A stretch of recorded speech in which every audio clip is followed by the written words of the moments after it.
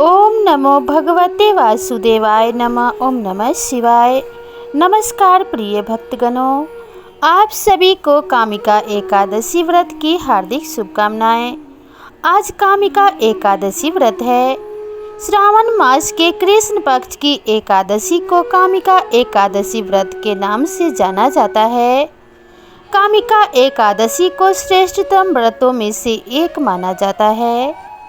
मान्यता है कि अगर आपकी कोई इच्छा लंबे समय से अधूरी है तो कामिका एकादशी का विधिवत व्रत रखकर आप भगवान के समक्ष उस कामना के पूर्ति की प्रार्थना करें।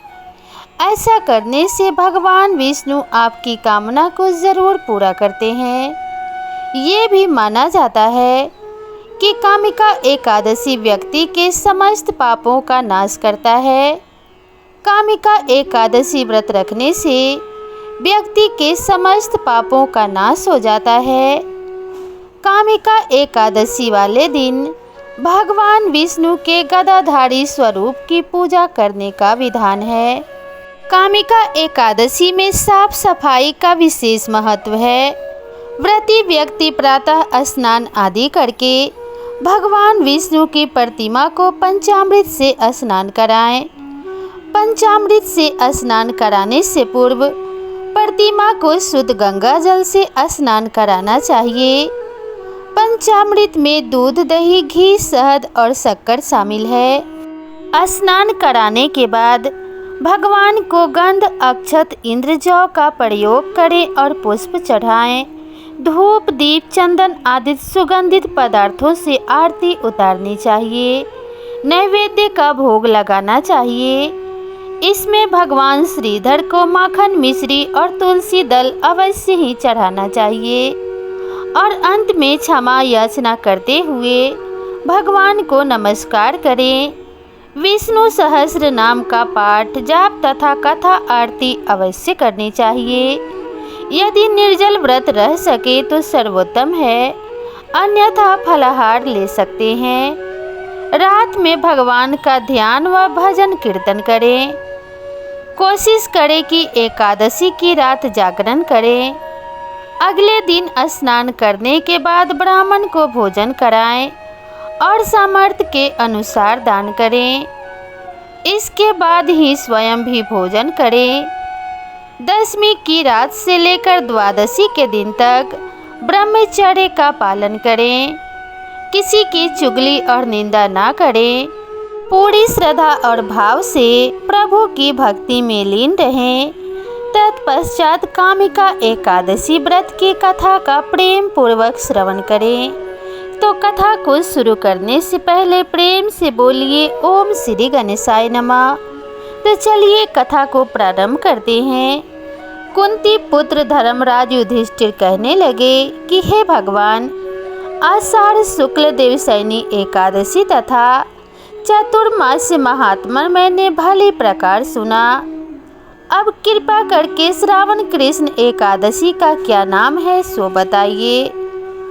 भगवान श्री कृष्ण कहने लगे कि हे युधिष्ठिर, इस एकादशी की कथा एक समय स्वयं ब्रह्मा जी ने देव ऋषि नारद से कही थी, वही मैं तुमसे कहता हूँ। नारद जी ने ब्रह्मा जी से पूछा था कि हे पितामह, श्रावण मास के कृष्ण पक्ष की एकादशी की कथा सुनने की मेरी इच्छा है। उसका क्या नाम है, क्या विधि है और उसका महात्म्य क्या है, सो कृपा पूर्वक कहिए। नारद जी के ये वचन सुनकर ब्रह्मा जी ने कहा, हे नारद, लोक के हित के लिए तुमने बहुत ही सुंदर प्रश्न किया है। श्रावण मास की कृष्ण एकादशी का नाम कामिका है। उसके सुनने मात्र से वाजपेय यज्ञ का फल मिलता है। इस दिन शंख, चक्र, गदाधारी भगवान विष्णु का पूजन होता है, जिनके नाम श्रीधर, हरि, विष्णु, माधव और मधुसूदन हैं। उनकी पूजा करने से जो फल मिलता है सो सुनो। जो फल गंगा, काशी, नैमिषारण्य और पुष्कर स्नान करने से मिलता है, वह विष्णु भगवान के पूजन से मिलता है। जो फल सूर्य व चंद्र ग्रहण पर कुरुक्षेत्र और काशी में स्नान करने से, समुद्र वन सहित पृथ्वी दान करने से, सिंह राशि के बृहस्पति में गोदावरी और गंडकी नदी में स्नान से भी प्राप्त नहीं होता, वह भगवान विष्णु के पूजन से मिल जाता है। जो मनुष्य श्रावण में भगवान का पूजन करते हैं, उनसे देवता, गंधर्व और सूर्य आदि सब पूजित हो जाते हैं। अतः पापों से डरने वाले मनुष्यों को कामिका एकादशी का व्रत और विष्णु भगवान का पूजन अवश्य करना चाहिए। पाप रूपी कीचड़ में फंसे हुए और संसार रूपी समुद्र में डूबे हुए मनुष्यों के लिए इस एकादशी का व्रत और भगवान विष्णु का पूजन अत्यंत आवश्यक है। इससे बढ़कर पापों के नाश का दूसरा कोई उपाय नहीं है। हे नारद, स्वयं भगवान ने भी यही कहा है कि कामिका व्रत से जीव कुयोनि को प्राप्त नहीं होता।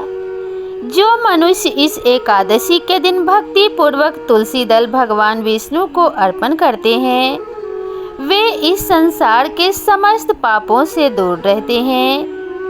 विष्णु भगवान रत्न, मोती, मणि तथा आभूषण आदि से इतने प्रसन्न नहीं होते जितने कि तुलसी दल से होते हैं। तुलसी दल पूजन का फल 4 भार चांदी और 1 भार स्वर्ण के दान के बराबर होता है। हे नारद, मैं स्वयं भगवान की अति प्रिय तुलसी को सदैव नमस्कार करता हूँ। तुलसी के पौधे को सींचने से मनुष्य की सब यातनाएं नष्ट हो जाती है। दर्शन मात्र से सब पाप नष्ट हो जाते हैं और स्पर्श से मनुष्य पवित्र हो जाता है। व्रत के पीछे क्या कथा है सो सुनो। एक समय की बात है, एक गांव में एक बहुत शक्तिशाली क्षत्रिय निवास करता था।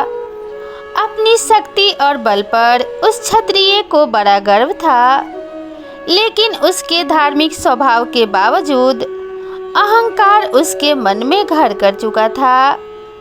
वह हर दिन भगवान विष्णु की पूजा करता और उनकी उपासना में लीन रहा करता था।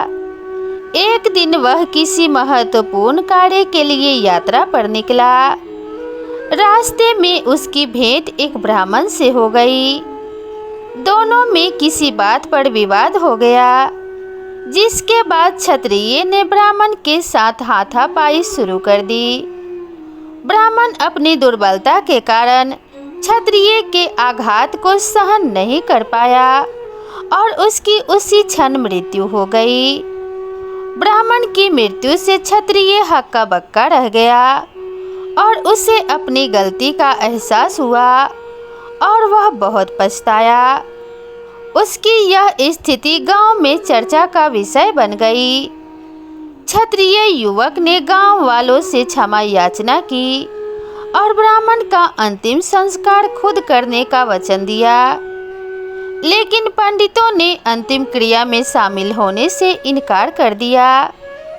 तब उसने ज्ञानी पंडितों से अपने पाप को जानना चाहा, तो उसे पंडितों ने बताया कि उस क्षत्रिय को ब्रह्म हत्या का दोष लग चुका है, इसलिए हम अंतिम क्रिया के ब्राह्मण भोज में आपके घर भोजन नहीं कर सकते हैं। यह सुनकर क्षत्रिय ने ब्रह्म हत्या के दोष का प्रायश्चित करने का उपाय पूछा। पंडितों ने कहा कि जब तक वह सावन मास के कृष्ण पक्ष की एकादशी तिथि को विधि पूर्वक भगवान विष्णु की पूजा नहीं करता और ब्राह्मणों को भोजन नहीं कराता और दान दक्षिणा नहीं देता, तब तक वह ब्रह्म हत्या दोष से मुक्त नहीं हो सकता। ब्राह्मणों की बात सुनकर क्षत्रिय ने ब्राह्मण के अंतिम संस्कार के बाद पंडितों की सलाह मानते हुए कामिका एकादशी के दिन पूरी श्रद्धा और विधि के अनुसार भगवान विष्णु की पूजा की। फिर उसने ब्राह्मणों को भोजन कराया और दान दक्षिणा भी दी। इस तरह भगवान विष्णु की कृपा से उस क्षत्रिय को ब्रह्म हत्या दोष से मुक्ति मिली। जिस तरीके से ब्राह्मण को सभी पापों से मुक्ति मिली, ठीक उसी प्रकार से जो भी मनुष्य इस एकादशी व्रत को करता है उसे भी सभी पापों से मुक्ति मिल जाती है और उस मनुष्य के घर में माता लक्ष्मी का सदैव निवास बना रहता है। ऐसा माना जाता है कि जिस घर में भगवान विष्णु की पूजा होती है, माता लक्ष्मी वहाँ सदा प्रसन्न रूप में निवास करती हैं और उस घर में कभी दुख और दरिद्रता का वास नहीं होता। तो अगर आप भी चाहते हैं कि आपके घर में माता लक्ष्मी सदा सदा के लिए निवास करे और भगवान विष्णु की कृपा आपके परिवार पर हमेशा बनी रहे, तो आप भी पूरी श्रद्धा और भाव से कामिका एकादशी व्रत को जरूर करें। तो दोस्तों, आप सभी के ऊपर माता रानी की कृपा बनी रहे, इसी कामना के साथ आप सभी से विदा लेते हैं।